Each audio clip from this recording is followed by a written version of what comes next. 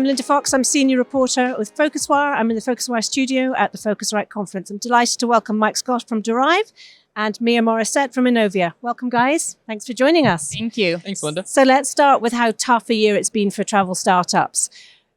Is it going to improve? Oof, I sure hope so. Yeah.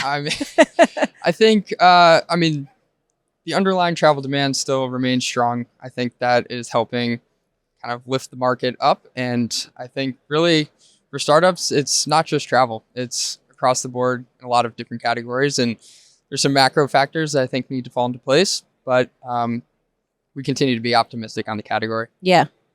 I think on the later stage front, I think the companies that had to do something in the past kind of 18 months needed to do something. Sure. And that's why, we talked about insider round, structured round, convertible debts, those type of instruments. I do think like now 2023 was a reset year that companies have worked on their fundamentals. So the ones that will decide to raise will probably be a lot more opportunistic because there's a secondary happening, an M&A happening, a very specific kind of push launch. So I do think there's going to be a lot more kind of alignment between what we're seeing in type of deals, at least on the later stage, hopefully in 2024 going forward. Okay. I mean, and as, professionals that are seeing the money flow in, flow out, and thinking about, pre-pandemic, when there was a lot of money being thrown at startups, those silly days are gone, right? They're gone. Yeah. They're gone. Yeah. And it also depends on the stage. I mean, later stage is very different than early for stage. sure. That's a fair Yeah. point. And I think what we're starting to see, and we've seen some data to support this, is while there are less deals getting done, the actual average deal value at the seed early stage side has been increasing. It's kind of showing there's increasing demand for the earliest stage startups, but only the select really attractive ones are getting the funding, not everyone. Right. So there's a bit of more selectiveness in the market. Okay. Let's look at the opportunities. Where are the gaps? Where is the innovation? Do you anticipate investing in, perhaps? Mm-hmm. Well, I think like 2-3 big themes for us. I mentioned a bit earlier, but I think on the consolidation M&A wave, like we're seeing the rebundling of software and hospitality happening. There's already the platforms that they know they need to kind of grow bigger, and and there's the solutions that, hey, maybe I'm not going to be the consolidator, and there's more value to partner up with someone. So I think consolidation is going to be a key theme. Yeah, I've seen some of that in the short-term rental markets and some marketplaces being formed. I think short-term market is definitely going to be one. In terms hotel stack, the PMS sector, I think that's going to be another one that's going to be consolidated. Yeah. So yeah, I would say that's one for sure. I think for us, it's interesting.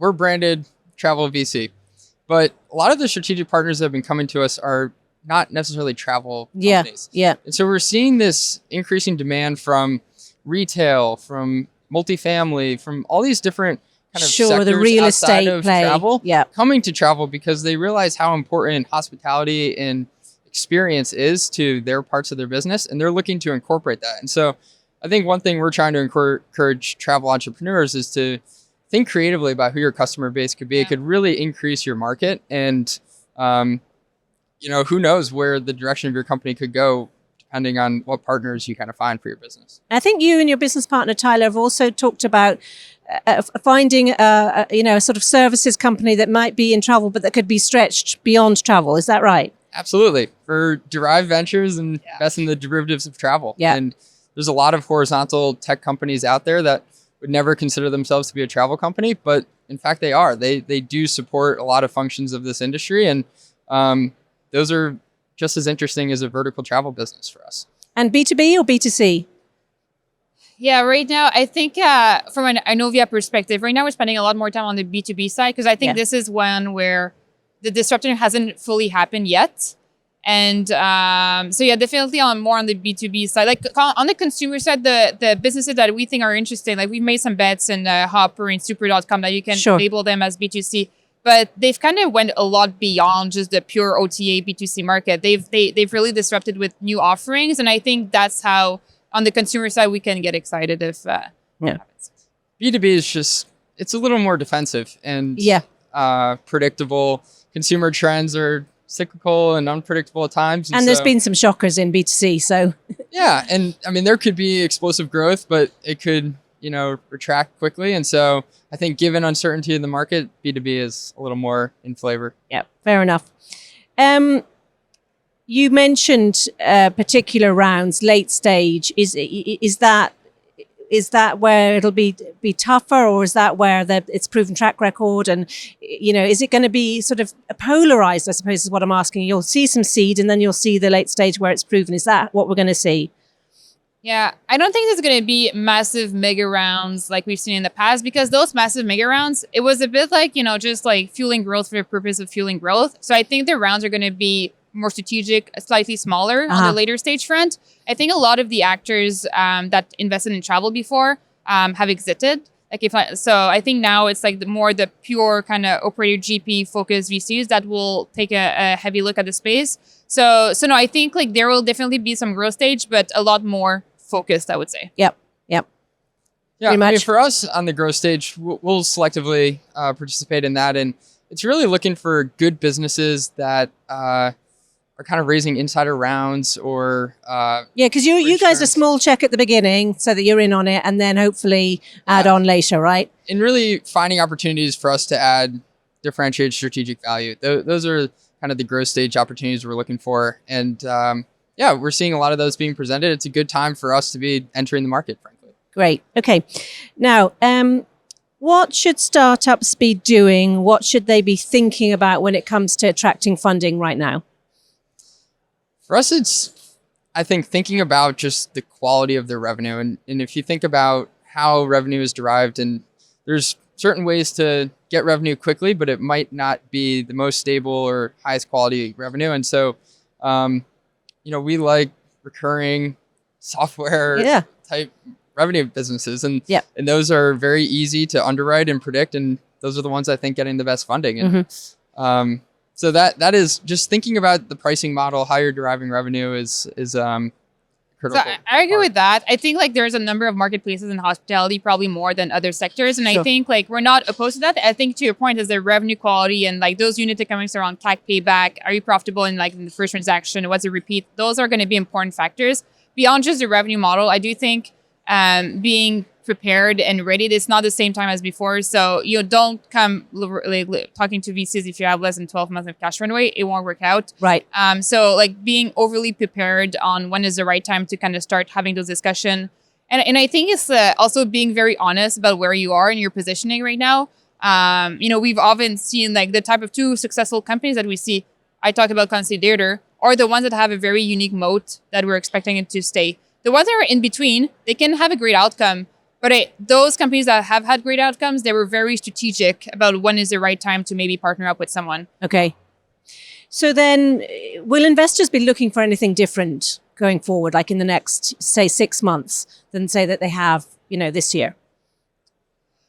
I would say the profile of company and what the value prop will probably evolve, but I don't think it's going to be disruptively very different. I think to Mike's point, it's probably about the economics that we're going to look at.